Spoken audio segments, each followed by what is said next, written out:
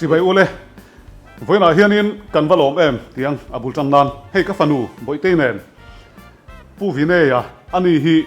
founder of Vinay company mo Vinay how to pa ber ani ama po hi Pawh Vinay thoni Vinay chu kan thriat danin Mizoram-Ah chuan electrical slama chuan hei plug te thil chi sang electric bungrua ron thon chho thin te khan nia kan threlar zel don voina hen kan vlog dona chuan atupa ania ani hi Vinay ania atupa ve thung ania ani hi director ani helai hmuna hian ti chuan hun man lo nei nuam khop maya ama sa kan sei du chu ani min cha thlak hi kan ni mo ani min cha thlak hi kan ni chu vlog turin miron som ve wang hi kan ta na sang lu tuka ka phak lo ani tiang deuh kha ni I kan lom khop mai kan pa fa in hotel nuam ta kan min thlen tira min la thlen tir zel dona mun thang kan la kal dona ti chuan so ta kan pia loka son dar kar ni kal vel train ak dar kar ni kal vela I factory kan fang le dona hei until an siam chu adan mo electric thil an siam chu adan te kan fang le don ani poina hian best an ni hei hela hian an thil hi a tha em em kan thi thlai to a mi pui ten in mu ve du kan ringa eng ang taka tha nge ni kan chian le don ani poina hian Pawh Vinay te enge tupa kan ti dong e an pa fa ti men ni ron cha thave wang hi van nei kan in ti em ani tuna tanga re lo te a hian kan fanganga chuan hei Pawh Vinay hi kan soi le lok du chu challenge thatak mai aron siam chu atlang wal lain Mumbai chevela hian tester azur kwal thina cycle in Mumbai chevela tian tai matakin bulatana atira chuan tlangwal hausa ani lawa thei pato pachua tuna chuan pachuan om tak Mumbai chuan palar berpol ani ve tong hei a company lian ani wangin pu amita pate wat lukchelo ma hela ani hi palar tak ani to ani he ta mi ten an thena sa to em ani India ram huap pon chuan an mun ma kan fang thok anga kan fan zo vele rela dar kar nikal an factory kan lut pheleang mi lo thir don ni a hmu nam don eng tin nge electric bungru an siam ti lai taka hi in thir du tur chi ani tin Vinay la thengai lo de khan Vinay lo khetong cho kan thir chun zamang voina hianin hi lama ken kan ho tu ten oma maro chu hei ka kuta bok an da le min thil fi a tlema zong kan sei chuanin kan sei kim seng don chuang lawa chu wangin atlang pui kan han sei le thok don ani kan sei tong kha Mizoram-Ah do thanga electric lam kai hnoi do thanga Vinay company hi aro in bun to a man tang to in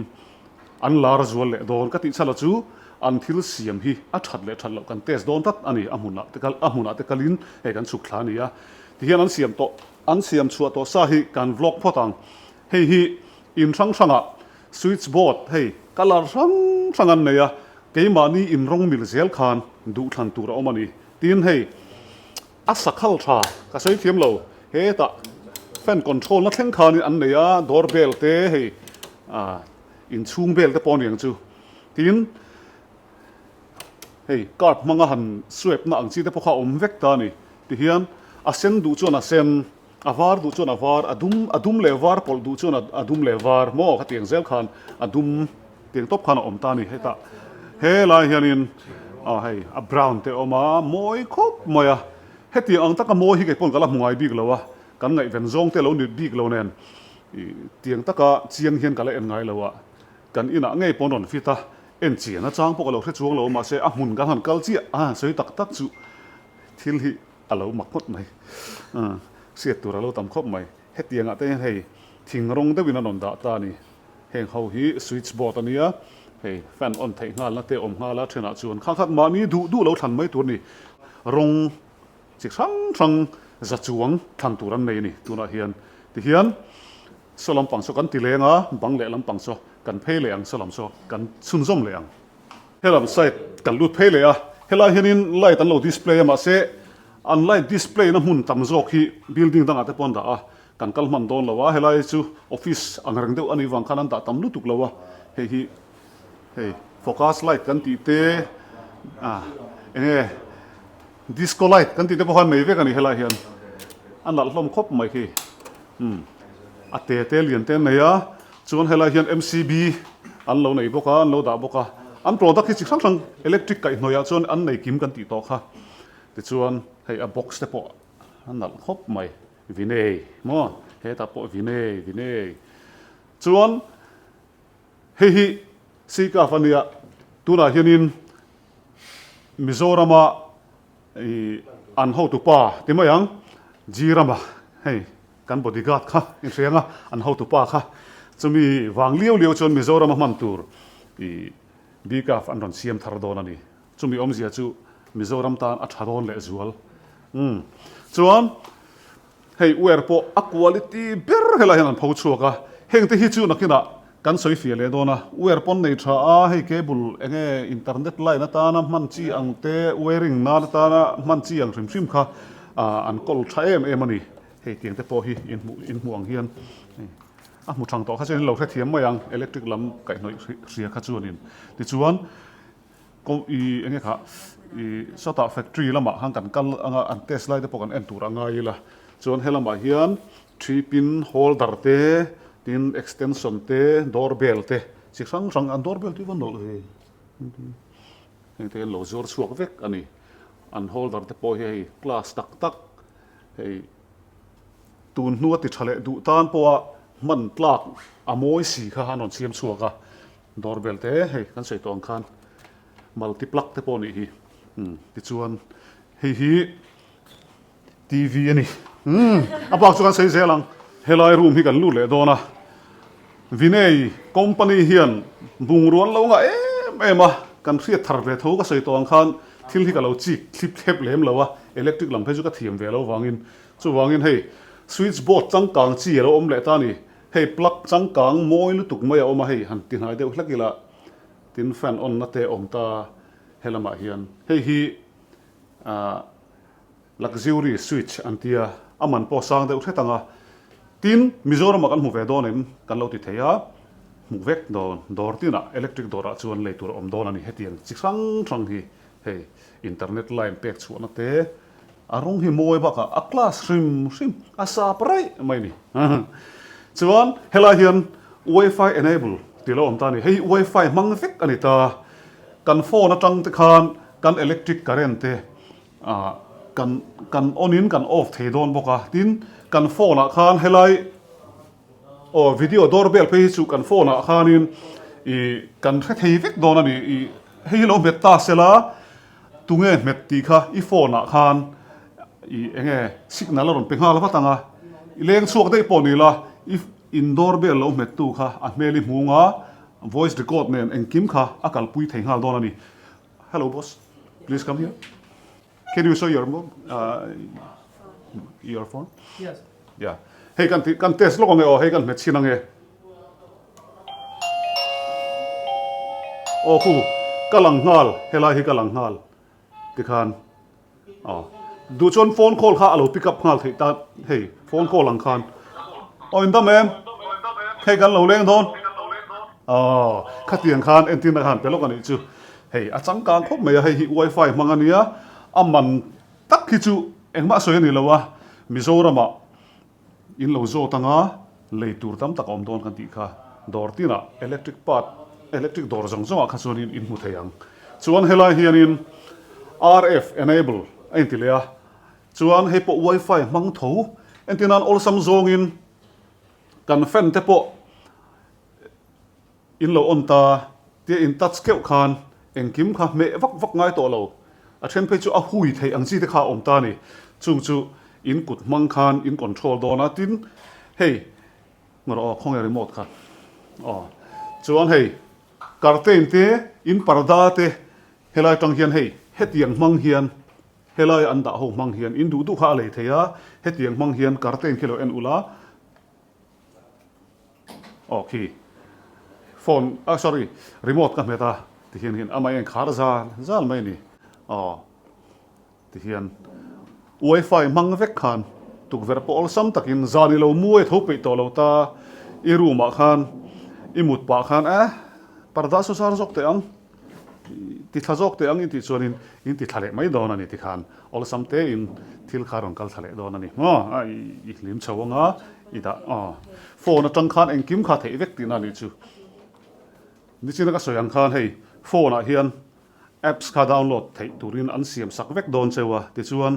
kartel uan kha in khar du ni chuan ti khan phone atang khan kan meta a rikhepa ti hian ein hong maya ti chuan kartel tu kan ti le hei ti hian aron chuk thale mai hei kan met kewa tiang zel khani tin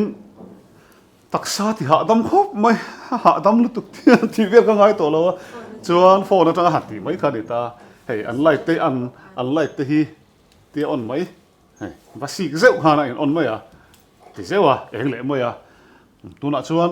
hei kan ti thim ta ni in eng chumi min puin lo eng ro se kan ti chuan ha ni le mai a kai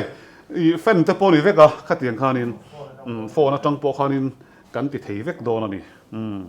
hei hi a thak hop mai chu enge Vinay hi fak vak po ngai lo kan soi tong khan ama le mai in fak ngal top mai ni pui takani kan kal zelang Vinay product ho hi a that zia pakhat ka thil le lok don chewa an thil siam na hun kan thlen thei a kan kal phei ma in tuna hian hei an office ate kan lut kuala thok tu te lo om ma pa in hong thei na nge hong thei lo a ai cái man fingerprint ka siam to wang ni kha ai i hong thei lo wang hei door lock ani ta ni hei hi i cái man ni na po hin ka hang chak hle mai ka tia hei ni china fingerprint min siam sak to a tuna hian ka hong chin do ni hei ka kut zum pui mang hian hati i ko zum pui khang ti ve chin te thei lo ta ni so aron lang ha tuna ka ti ve don ani hei ka kut zum pui mang hian ri khap ti hei hong ta der mai ni kha ol sam lu tuk ta hei a safety boka tin helai hian min thil dan chuan ta hian hei hian battery manga lithium battery mang ta ni ta hian a charge mai theya a charger kha han paira om ta ni ti chuan in du chuan hei hemi mang hian helai hian hei ruma khanin ilut ta i hon du chuan hemi mang hian i tianga in hong don ta ni chu chuan ma se amain automatic in aron lock lenga khatiang zel khan tin manual khan kan khar pang chuan manual a iti du point automatic i tia iwa i kutiva englo kherlo po khan ta hian hei hian in nu bula khan nui mutuang kha kong kharwa kalte iti chuan wa me zau khan ni maya tin nang ma po in nu pon helai hi hei te khan helai me zau khan chuan helai mang po hina hon le theya chi sang khan ati thei ani hei hi aizola dun tam ka ring lung le ya po Mizoram hun sang dun tam ka ring mo chu wangin hei baka aluk sindal rim maya alian tha a mela moya chu ani voina hian khai Vinay company te hi best kan pe ke ni pon a tha kan ti chuan hei bo so hian tuna an factory lam kan pan do na so ta i va pi lam kan pan do na daman lam kan phei do na ni chuan an hmuna uluk dein eng tin yan siam khang te kha a tha to kem bel china do lem ti te kan thlir ho le do nia kan kalang daman mun kan thleng chi tuna hian helai hian kan huangin Vinay VK industry hello in tara helai hi an industry chu ni kan lut phei do na ni hei helai hian banga aloi zeka electrical store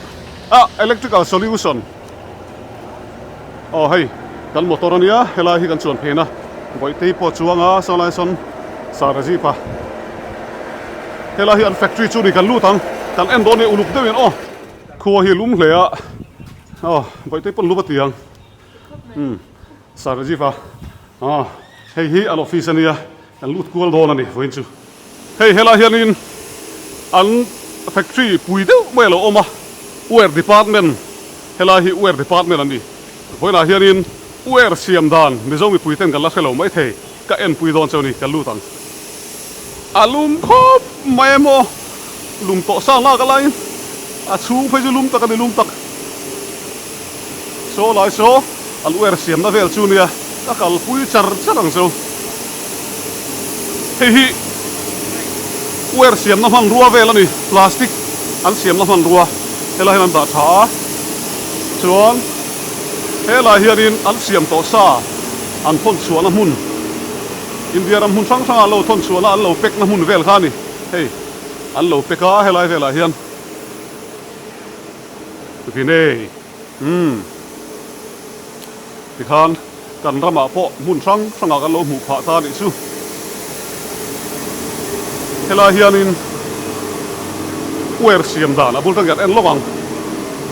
hi dar zai lian chi khani hei a tholang reng khop maya in hu thiam maya nga hei ai lang thei veka ti hianin sui khan la an la kual ta ni ti hian hiện thế tại hiện đang cần phải phi ra à chung à hiện chuan thế lại khó là hiện đang bắt bật lệ ta thì hiện là lỗ lúm lệ à ôi uer khá chuan hết ta ăn cần phải phi lệ à chuan thế mi khol hiện in thế mi uer mal pe te hi sil mang kheng in mo sil lu tuk vai khan in alo kat te lệ vek ani alo hlai ni chu chuan hết ta hiện là phải dễ la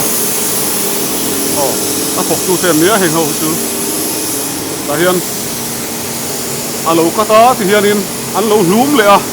an hlum to sa kha he ta an thei pui le a he la hian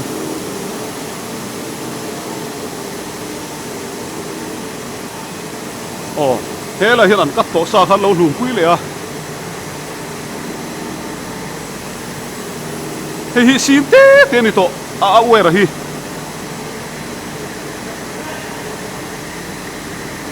helai kan en lokang an lai sin sa kha helai harin alo hlom le a hei chang tu pa hian chuan hei an uer kha kan en ti lokang cheu in hu thiam mai em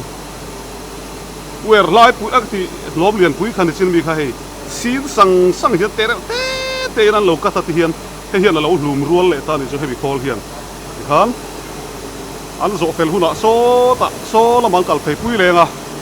so lama son an hlang lenga chu plastic enge atuam tu kha alo siam le don ani chon helai hi an uer siam sa an da khom na ni so la ya an uer siam sa kha hi an lai to sa kha ta hian an da ve le a hian he tin an hlanga hui hi huan ta te po min ti khe suak rum mai huan ta ang deuh ha ni an va tual koi ngoi mai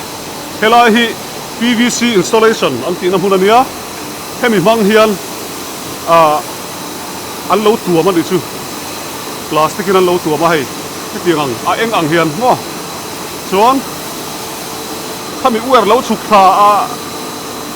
an bar luak ha uer kha ta hian ron chuak ha ta hian chuan hei kan huang hian plastic in an lo tuam tak chi ani am hu lom hle mai kha plastic siam na man ruwa kha ni hei atuam na man ruwa PVC installation install na chuan kha plastic kha asata wangin puya hian an lo chia dai le a chuan he tang kal phei puya ti hian plastic kha he tang kal phei pui zela chuan he ta an la mai lo hle mai an thil hi he ta an hlom nuai ta ve tu na phei chuan puan tang deuh khan hei hian an lo hlum le ta a then a rong hring khai rong hring te rong sen te rong dum te an siam to sa chon he tan kal puya chon so lai sa lu phei ve le a so lai lu phei na sakan en lowang chon he lai hian ta hian an lo kat ta ri chu uer khan lo kata chuan a boma hian hemi boma hian in an lo pek ve le ta hei kenga hian heng ho hian hei a bom ruak hian lo khung lenga heng ho hi hei chu avan tol ve ti khan an lo siam chu adan an lo uer an siam dan chu ani deuh mai hela hian a kezi zak ten lo te le na niang hei ari zong hei hi kan riat tur chu ari zong te hi atin lo chuan an buk thale thin an siam thale thin Hela hian bom ruak ten da chen chu bom ruak ten si lo wa chuan hei an hun ma hian factory hi alian em a chung lam kan lo le don ani hela hi kan kal to na khania so la se thak po lo ladin chun hela room he kan lut le lo ka hei hi an soi danin an thil siam turte an siam chuan man ruwa an design la mun etinan plug siam na kha hei an chun na kha tiang vela machine an lo siam vele chon na mun kha ni plug board te an chun na tur thir an lo siam chuan na mun kha ni helai hi ka soi thiam vak lo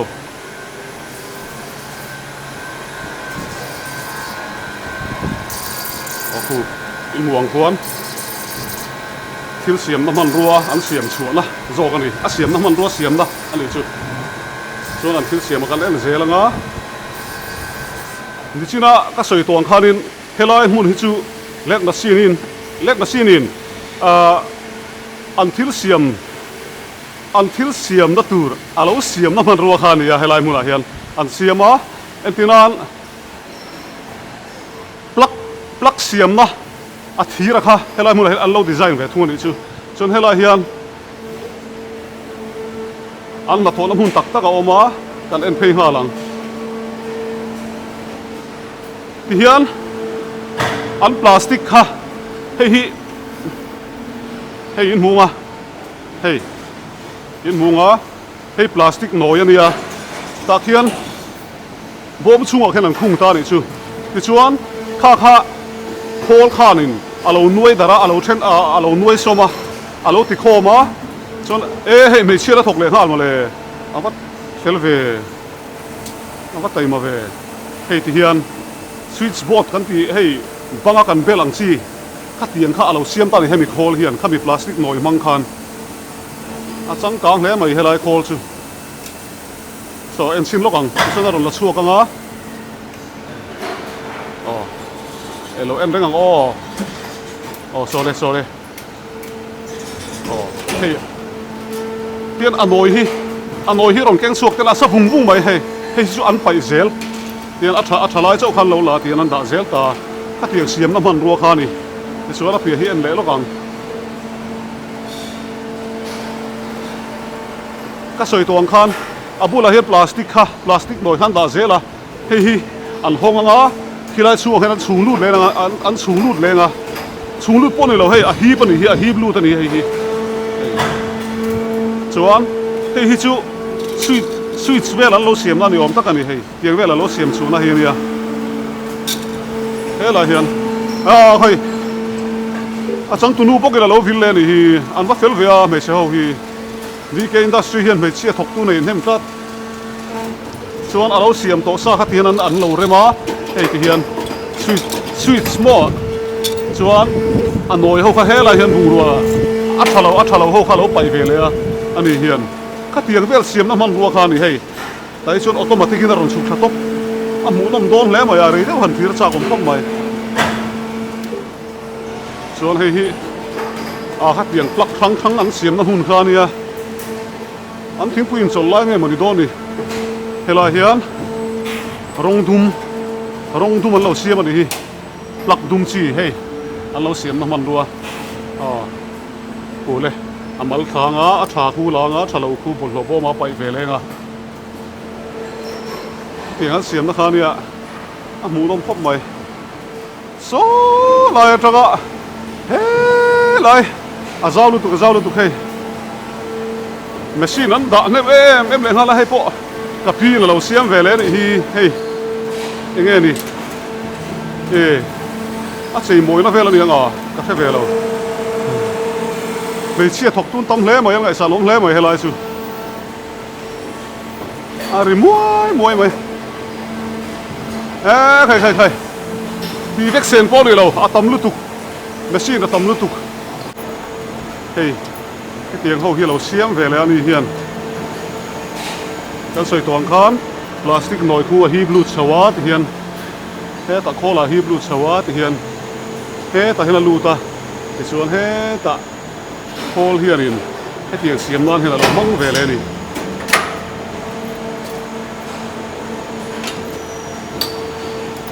non khop mai hela hianin socket siam na kam hlau mai lut phele lo kang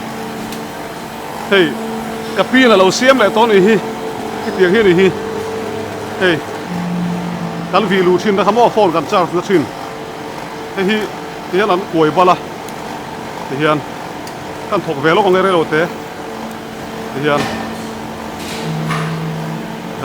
a tha ho zo khan lo la a tha lo ho hi chu thế ta hiền bảy tú đâu nè chuan thế là hiền cần pê nghe cần lỗ mẹ tiền xiêm nó ha nè tầm lúc tục thì xe nó này lâu khó lắm ngã xí building tăng là om chun bốc azual pui gan tilang zau zau nè ha tăng cần anh leng helai ăn thiếu xiêm nó hun hiện cần lỗ sầuเลยhay thì nó chắc cần mũ ha đi hu an bung rùa về lần peksa an lo phur chuaka chuan hei helai hi kan huang hian assembly and packing section ai ti ni helai chu an assemble na mun thil an lo rem khom na mun kha ni an siam to sa en zoi zoi ang an lian khopa an mun ni hei la mual field ai pona zau ni hi chung hi chu a field ai ta khana zau lutuk chuan helai hian fan regulator assembly entia fan regulator an lo assemble na kha an lo rem khom na kha hi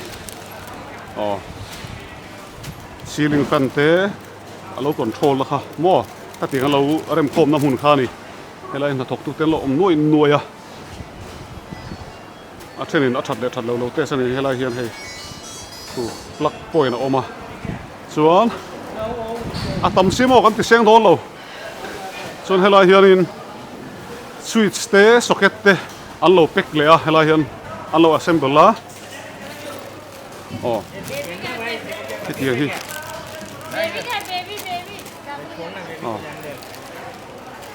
tiang vela lo ti na mun kha ni phei le ang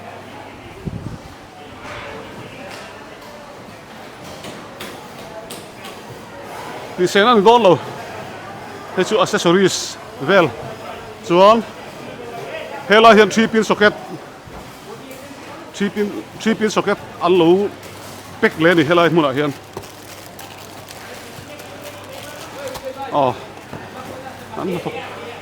an ha thok tu te po alvar sur mai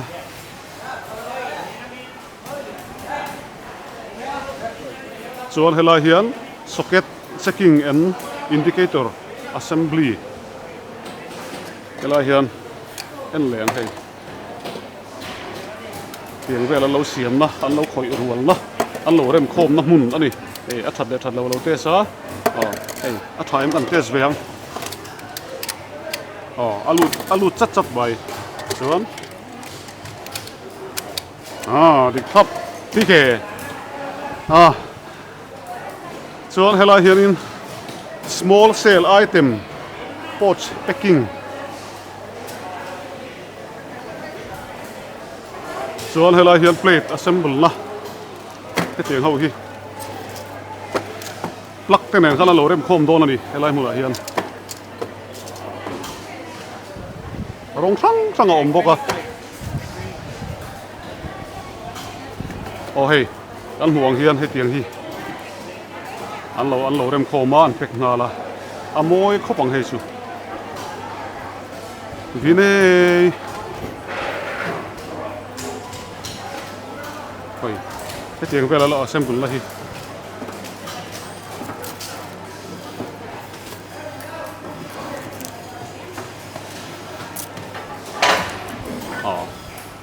kan soi tongin Vinay hi ege electrical lama chuanin thar zau lu tuk me ni India ma phaichon an hlun em to Mizoram-Ah po tuna hian hun sang zor chua ania an thil siam sang plug te tam lu tuk soi sen ani lo wer kha ni sin po kan mu to kha wer te thil chi sang switch te door lock soi vek lawang tam em ai Mizoram-Ah po lei thei ani dor tina a om to chuan hei hi socket an lo siam na en le lo kang o mi nula te chuan nan thoke hei o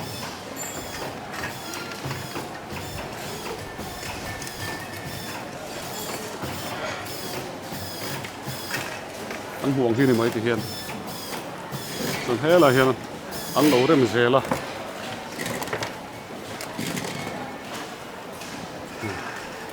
an thiam thil an lo saw ni hi an rem phui tel tela hian a lo pum ta a hela hian akil tu pa lo ma ni khata an tho nem tur zia hi en zat tak siam mo ni khata hian hela ma hian an lo rem boka an min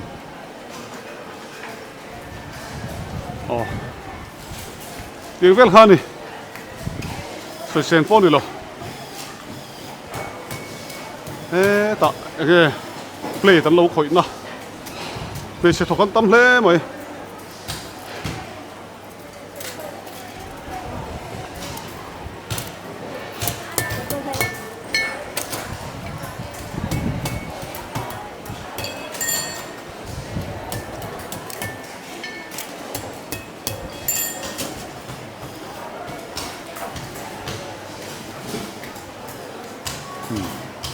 hiện nay cái lâu thì về đi là buốt tao to anh thích xem nó muốn đi quỷ em ấy soi phía rõ luôn là đi lâu tiền về là đi thế làm gì nghe cái này lại lóc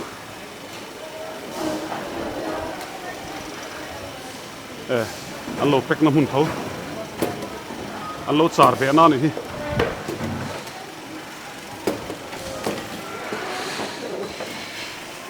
al mun za boka alum boka la thok tun tam boka he ka soi khan ti sen an ni lo tin kan soi du pakha chu helai mun ai hian in huang hian na thok tu mai sian tam khop maya Vinay company a hian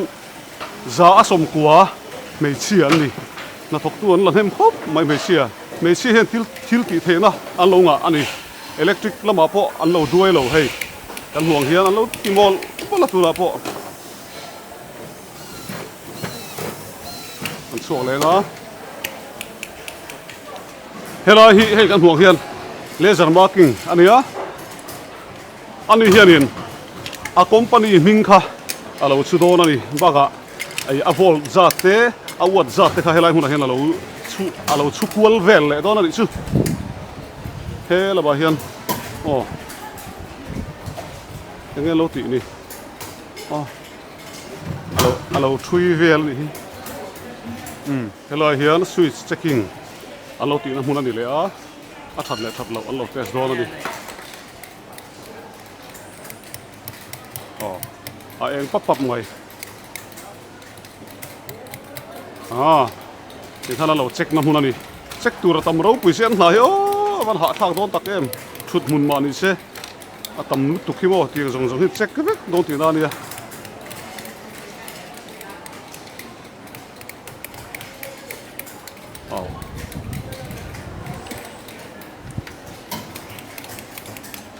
lại con lẩu check á, lại con lẩu check á, các tiếng lẩu check nằm hun khani, thế là hi glass plate, ăn xiêm nằm hun, ăn pek nằm hun anh ấy, ăn lút về lẽ lóc ang,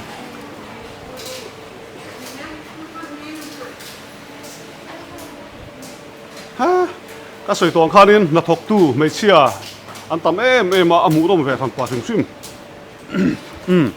cái tiếng glass plate thâu hi an lo siam na hmun ani kan hong sirang yo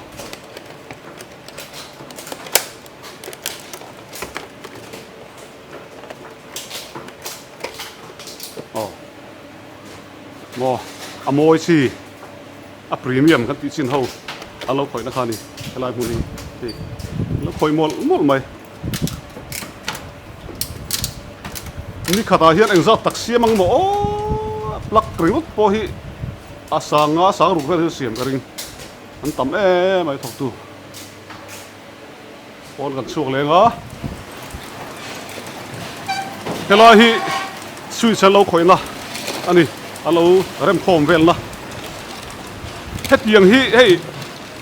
kan xem mai em me cheo khan hey plug kan ti mai khamo kan on thina ha het yang rengot thi helai muna hianin ni khata sing riat chuang an siam ani nuai don an siam ani chu socket te thil sang tang kha atlang queen nuai don an siam deuh vek ani chu an thok rim khop mai an siam chu tam khop mai heng ho hi ti hian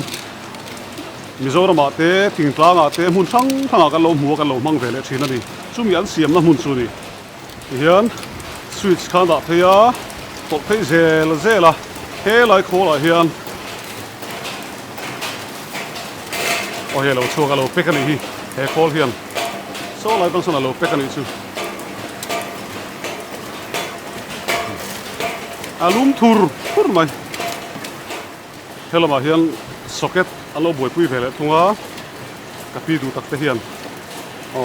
u sing nen he lai po hi kapi te kala lan tir lo he hi kanu van hing thangi ani chuan he lai hi lo pek ve do hi socket hi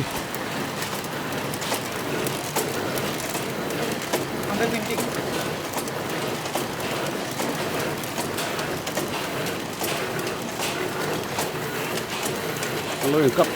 mắc mà he socket te switch te alo siam chu sa kha ani hian alo pek mal ali ti hian helai mun hi kan lu chho le a helai hianin a smart ho door lock te thil sang plug vel alo siam na khania hei switch te tiang vel aman to chi alo siam na mun khani hei po office an test to kha he la hian ka u te hoin lo thok le ri hi an na hian chiang em ani an lo khoi mol mai thenin ati en na an lo thoka a thenin arem that na helai hi a mu nom tur lai tak ani lep pa kalon mega tuna hian laboratoria ngo hey switch hi kan muang hian ta hian a ona he hian alo off le a on leang a off leang he lai hianin hey a me za khalo lang ta ni hei hi voicing hi chuang an on off don ani chu he lo enzel hi hei hi a that lo chuan ignore ma an pai le vekanga an siam thale don ani chuti khop chuan Vinay company hianin an lo uluk ani chu an thil hi an lo test na sa ni chu tin ke ma bi khim hi kan soi velok teng in ti harnan tu in sing tang khan hei sitlang polilo luna khosik hian ko ma tho thang that chu har ve khop mai ma ro chu alum si a uap si tu na po hian dam lo chu hin ka ron ti ni phai kholuma ma se a mu nom tho o helam hi ka khoi le lo kang chau hela hianin switch amal tat kan hua hei polo test le ngar ngara voicing hi chuanga on off don ani hei kan huang hian tian on off tikhan voicing hi chuang an met dona ai met dona ti hian a chiat chuan a bul tang bokin an siam thale don ani tin Vinay hian switch le socket biga warranty hi kumsom akal pui top mai ni kumsom chung khan alo chiat chuan kumsom atin ma chiat chuan a tharin an replace sak don chawri in leina dora tang khan a tharin la le don ani chu warranty thakop mai chon hela hian fan regulator an lo test vele a alang theilo lama hela om tlat mai a fan hi hei en ro chu tikhuan a her vir ngara voice anga chunga her vir don ani hei hi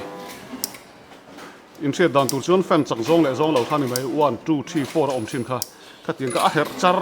a chiat le chiat lo kha voice anga chunga her don ani chu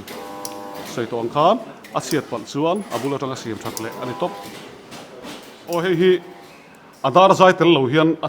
a plastic chau hi test san nei don ani engza ta rit nge a choi thei ti kha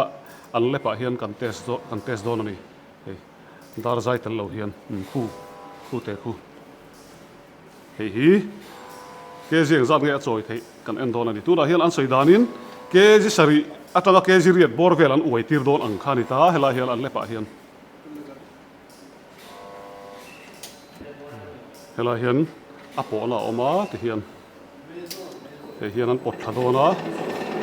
a soi ton kha hei a pot fan don ani chu a fan ai ma chuanin ke ji engza nge a dol zo ti lai kha kan en tur chu ni ke ji sari te chu a choi lap thei don ti na ni chu aware heng lo a thir tel mi lo khan en sinang o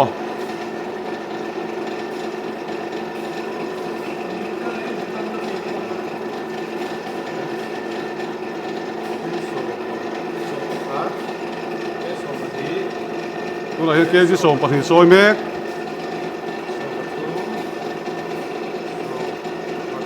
som pathum ke ji sari ati don mo ka tia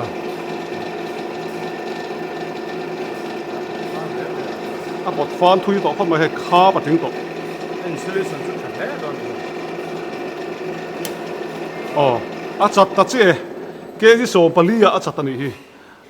hei a pui hle mai chu wangin Vinay uer hi a tha to ke kan on ti ni chu hela hian socket test na kan hmu le a hei in huang tuan a tlung lu ta chuak le a hei hi voice anga an testir don ani chuta a thol le engemaw chiam chuan an siam tha le ang helai an le phik an chu san don tonga experiment kha kan nei kher lo mai anga a chan chu kan hun hi tam tak ta na lo nin om pal theia engpo ni sela Vinay uer hi a tha to ka an thil siam te tha to ka tin kang meya a himem al na sa em a khuna sa em ti zong zong an test na mun khani helai mun hi hei hi an light vel test na mun ani ti hian na takin karen an sok tir ti mai ka soi thiam lo karen sa nga po dol zo tura an test na khani a helai mun hi chu hian atlang pui kan soi mai ange kan ha si se chunin anin lom thina thir tu tan ti hian voltage sa nga ten han danga karen kha a puakem an light te kha puakem a chem ti te kha an test na mun ani helai hi lumens an test na mun ani ve thunga hei khovel lem ni om tak ani varanda ga han chuak le a